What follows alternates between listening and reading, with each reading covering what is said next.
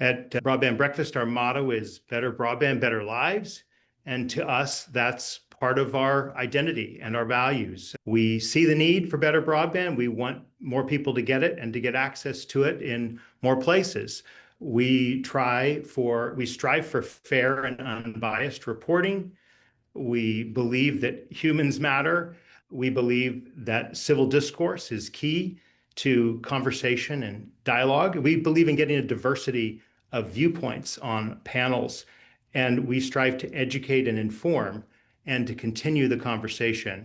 As you all know, at the start of every session, I like to thank the sponsor or a sponsor of Broadband Breakfast. Today, we'd like to welcome and thank Aventiv, which creates technology that helps those who are incarcerated. Technology inside of our facilities and inside of our prisons, both in our prisons and in the community, is key to corrections in every state completing the mission, the true mission of corrections. 95% of the people who are incarcerated that will be returning to our communities. I served a 70-month federal prison sentence.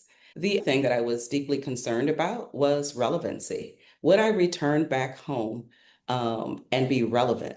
Between email communication and the telephone, it is how I remain connected. It is how I was able to remain a mother, to continue mothering my child. It was how I was able to continue to stay connected to people. And quite frankly, it was how I was able to make sure that I had a job when I came home from prison. Unlike a traditional market where a person would subscribe to a telephone service, internet service, and the two people involved in that relationship are the customer, the consumer, and the provider, you have a third party here in IPCS, which is the facility.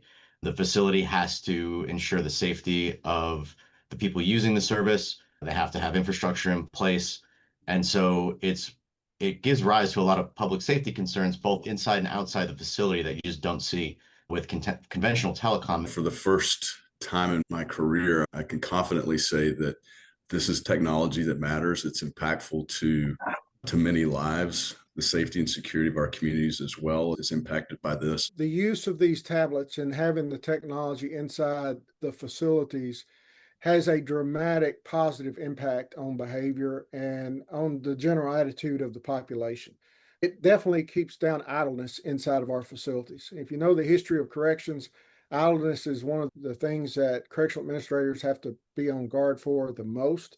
Niagara County up in New York, they came to me and said they've measured from an infractions perspective, what were the level of infractions within the facility before the tablet and what were the level of infractions after the tablet. And to Tony's point around idleness, they saw a 22% drop in infractions within the facility. Affordability of phone calls is non-negotiable. We have to make phone calls more affordable across the board, period. But we also have to make sure that we get tablets in the hands of more people. People are not in prison dreaming about, oh, I can't wait to leave prison and go back. They're not. They're thinking of, how do I go home and volunteer at my child's school? How do I be a better member of society? How am I going to get a job? The one thing that is critically important is continuing to press the innovation button in this space. Innovations typically happen much faster with those that are not just as impacted than those that are, and continuing to innovate on what can be delivered, what is a needle mover, what does contribute to better outcomes and reduce recidivism. And I would just encourage us all to continue to think on that innovation topic as we go forward and improve the overall outcome.